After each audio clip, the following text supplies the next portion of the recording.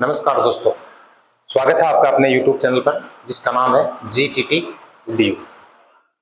इस चैनल पर हम आज आपके लिए एक गणित की नई प्रश्नावली जो है वो लेकर आए हैं जिसका नाम है चक्रवृद्धि ब्याज, कंपाउंड इंटरेस्ट। इससे संबंधित सारी जो समस्याएं हैं उनका हल जो है हम आपके साथ करेंगे।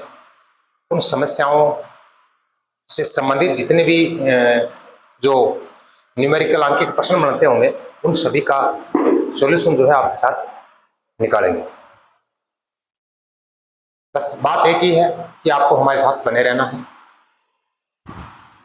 वीडियो को लाइक करना है, चैनल को सब्सक्राइब करना है, वीडियो कमेंट करें, वीडियो कैसा लगा ये जरूर बताएं। और वीडियो में जो चीज़ें आपको बताई जाती हैं वो आपको कैसी लगती हैं कमेंट में जरूर बताने का प्रयास करें। देखिए, चक्रवृद्धि ब्याज जो है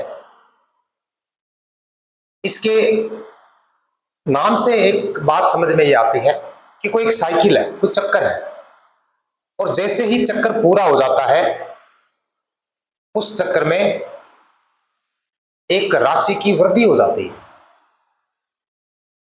तो साइकिल का मतलब यहाँ टाइम से है कि एक टाइम जो निश्चित जो सवाल में दिया है, जो शर्त में दिया है, उस शर्त के पूरे होने के बाद अगला जो टाइम आता है उसमें पिछले वाले जो अंक है, राशि जो है, उसमें अगले टाइम के दौरान वृद्धि आपको देखने को मिलती है ब्याज में। तो ऐसे जो सवाल है या ऐसी जो ब्याज की दरें हैं उन्हें कहते हैं चक्रवृद्धि ब्याज। देखिए, थोड़ा सा इसको आप समझें, एक बिंदु के माध्यम से, एक पॉइंट के माध्यम से इसको समझने का प्रयास करते हैं। अपना टॉपिक आज का चक्रवृद्धि ब्याज।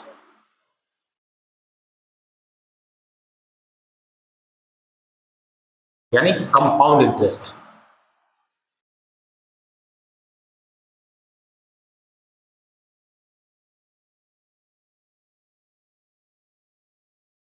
ये टॉपिक, एक साइकिल, इसके अंदर चक्कर होता है, चक्कर के बाद क्या होती है, वृद्धि होती है। देखिए,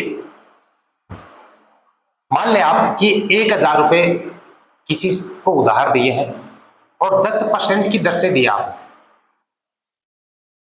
एक साल में आपको गणना करनी है तो साधारण ब्याज के तरीके से आप एक साल की गणना कर सकते हो। तो भाई जीरो, ये जीरो, ये जीरो, ये जीरो, इसका मतलब हो गया 100 रुपए। कितने रुपए ब्याज के आ गए? 100 रुपए। अब जैसे ही ये फर्स्ट टाइम हो गया, अगले साल यदि आप इसको उधार चुकाते नहीं है या किसी से लेते नहीं है वापस, तो मूलधन जो हो जाएगा वो हो जाएगा 1100 रुपए।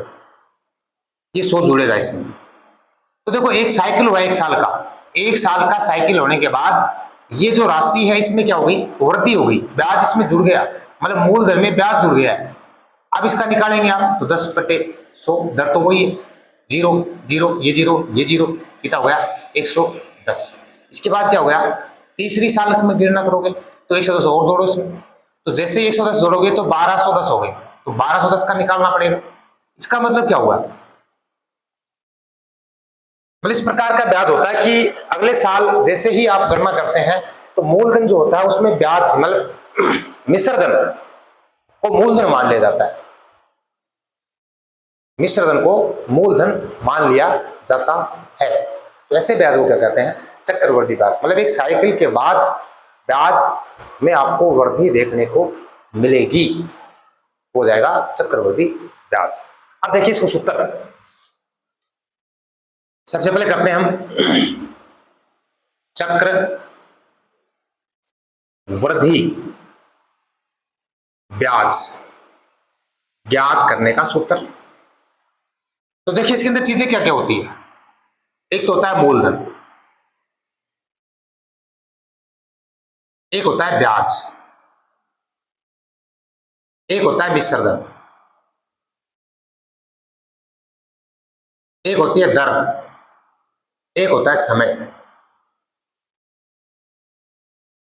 मूलधन, जो धन आपने किसी को उधार दिया है, किसी से उधार लिया है, मूल रूप से जो राशि आपने किसी को दी है या किसी से ली है वो मूलधन है। अब समय के बाद इसके ऊपर जितना आप लेते हो एक्स्ट्रा दर के हिसाब से, वो उसके ऊपर क्या हो जाएगा, ब्याज। और यदि मूलधन और ब्याज दोनों को शामिल कर लें तो क्या बन जाता है, मिश्र धन। और कितनी दर का मतलब परसेंटेज क्या है, वो है समय, कितने समय के लिए आपने ब्याज जो है राशि जो है उधार दी है या किसी से ली है, वो हो जाएगा ये। तो चक्रवृद्धि ब्याज आपको याद करना है, तो सूत्र क्या हो जाएगा, मूलधन गुणा 100 प्लस दर बटे 100 घात क्या हो जाएगी, समय। इसको टी भी लिख सकते हो आप। माइनस क्या करना आपको, मूलधन वापस घटाना है। क्या करना है, मूलधन घटाना है। तो भी चक्रवर्ती ब्याज ज्ञात करने के लिए आपको सूत्र लगाना ये पड़ेगा, मूलधन गुणा 100 प्लस दर बटे 100 घात समय माइनस मूलधन। ऐसे भी लिखते हैं ना इसको, 1 प्लस दर बटे 100। एक ही बात है भाई, ये एक ही बात। इसको सरल कर लो आप, इसका लघुत्तम लोगे 100 हो जाएगा, 100 प्लस दर बटे 100 वापस आ जाएगा। ठीक है। अब यदि आपको ज्ञात करना पड़े मिश्र धन, क्या याद करना पड़े, मिश्र धन, तो ऊपर वाले सूत्र में इस मूलधन को घटाना बंद कर दो आप, ये मत घटाओ, तो क्या निकल जाएगा, मिश्र धन आ जाएगा। तो क्या आ जाएगा, मूलधन, सूत्र क्या है, मूलधन गुणा 100 प्लस दर बट्टे क्या हो जाएगा 100, और घात क्या हो जाएगा, घात हो जाएगी इसकी समय। ठीक है। अब देखिए ऊपर वाले सूत्र नीचे वाले सूत्र में देखो कि इतना, इसको यदि आप नहीं लिखते हो या नहीं मानते हो, इसको छोड़ देते हो, तो ये सूत्र तो इसका है ना, तो ये यहां पर इसके स्थान पर, इतने सूत्र के स्थान पर हम क्या लिख सकते हैं, मिश्र धन। नहीं लिख सकते, लिख सकते हैं ना, तो नीचे सूत्र क्या बनेगा, चक्रवृद्धि ब्याज का, तो चक्रवृद्धि ब्याज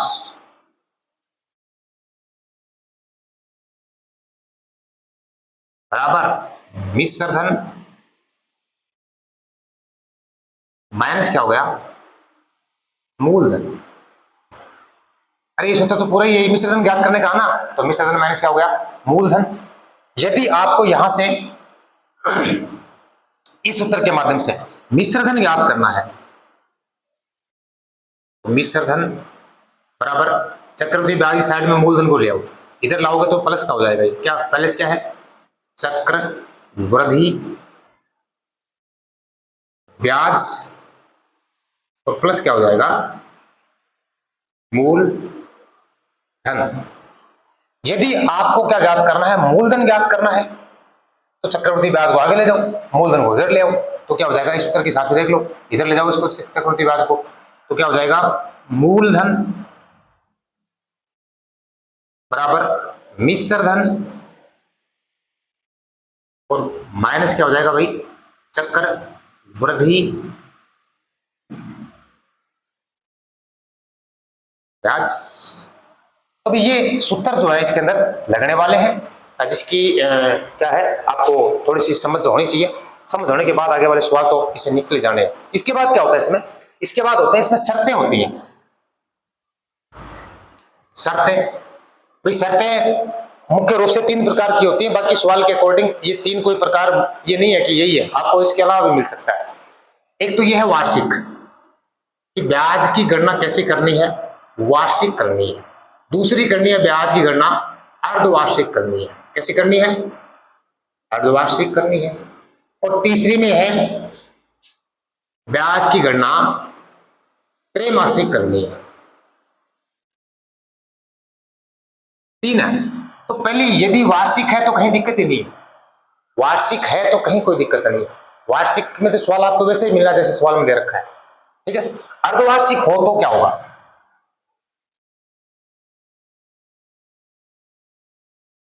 अर्धवार्षिक हो तो क्या होगा, देखिए भाई 1 साल होते हैं, 1 साल में अर्धवार्षिक 2 हो जाते हैं।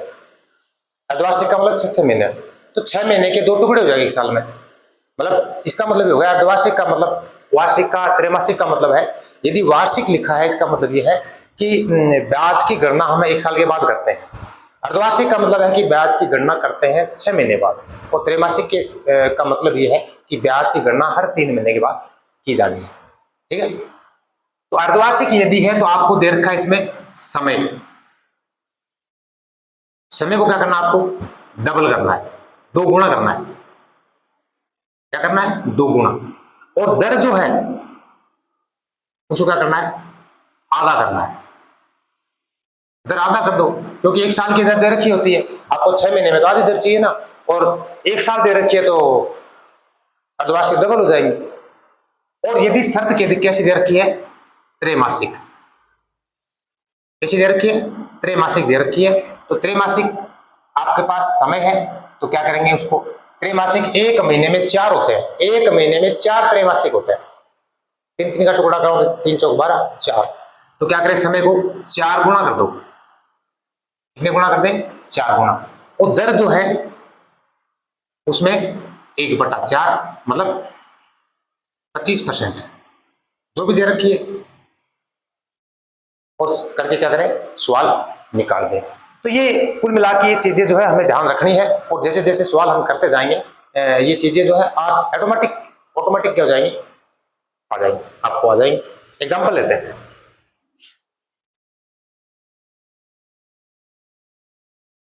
5,000 रुपए किसी को उधार दिए,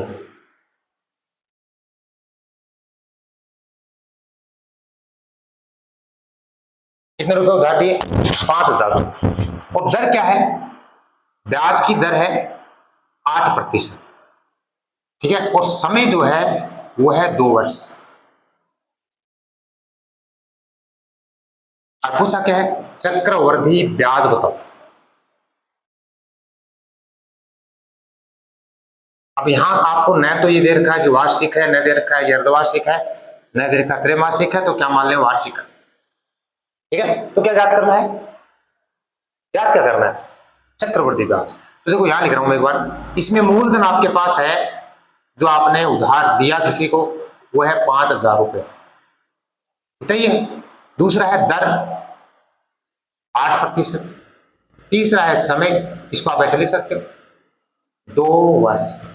3 चीजें हैं, और ये 3 चीजें आपके पास होने के बाद आप क्या कर सकते हो, चक्रवृद्धि ब्याज का सवाल निकाल सकते हो। तो चक्रवृद्धि ब्याज का सूत्र क्या होता है, चक्रवृद्धि ब्याज बराबर मूलधन गुणा 100 प्लस दर बट्टे क्या हो गया 100 घात क्या हो गया समय, और माइनस क्या हो गया मूलधन। ये सूत्र है भाई। अब इसको बस सूत्र के हिसाब से आपको राशि रखनी है, उत्तर आ जाएगा। 5,000 है मूलधन, गुणा 100 है, दर है 8 है, और ये 100 है नीचे, और ये 2 वर्ष हो गए, माइनस क्या हो गया 5,000 हो गया। अब देखो 5,000 ये हो गया 108, कितनी घात की 2 है ना, तो इसका मतलब ये अंदर वाली संख्या 2 बार है, गुणा 108 बट्टे 100 गुणा 108 बट्टे क्या हो गया 100 माइनस क्या हो गया 5,000। अब देखो अभी ध्यान रखने की बात है, कई टाइप के माइनस का अगर संख्या के साथ भी क्या करते हैं काट दे, अगर माइनस काटो तो कटेगी गुणा में ऊपर और नीचे और बराबर, इधर इधर का मतलब भी ऊपर ही है। इस संख्या को इस संख्या को इस संख्या को इनको आपस में नहीं काटना है, नीचे वाली संख्या से काट सकते हो, पर ये माइनस वाली संख्या है, इसका मतलब है कि गुणा करने के बाद जो संख्या आएगी उसमें से 5,000 को घटाना है। तो भाई जीरो काटते हैं, 1 2 3 1 2 3, 5 को भाग दे इसको, 5 दूनी 10, 2 को भाग दे इसको 1 में, तो हम 54, कितना का 54, तो 54 गुणा 108 माइनस हो गया 5,000। 54 ने 108 को गुणा करना, 54 ने 108 को गुणा करा हुआ आपको 5,832, कितना आएगा 5,832 आएंगे। इसमें से क्या करना है 5,000 को घटाना है, ये कितना आएगा 832 रुपए। ये क्या है भाई चक्रवृद्धि ब्याज है। क्या है ये चक्रवृद्धि ब्याज है, ठीक है। समझ में आ गया सवाल सबको, चलो ठीक है, और करते हैं। यहां लिख दूं मैं, जगह पड़ी है ना। चलो मान लेते हैं कि मूलधन है वो है 6,000 रुपए, मूलधन कितना है 6,000 रुपए, मूलधन कितना है 6,000 रुपए है, दर मान लेते हैं 10%, और समय जो है वो है 2 सही 1/2 वर्ष।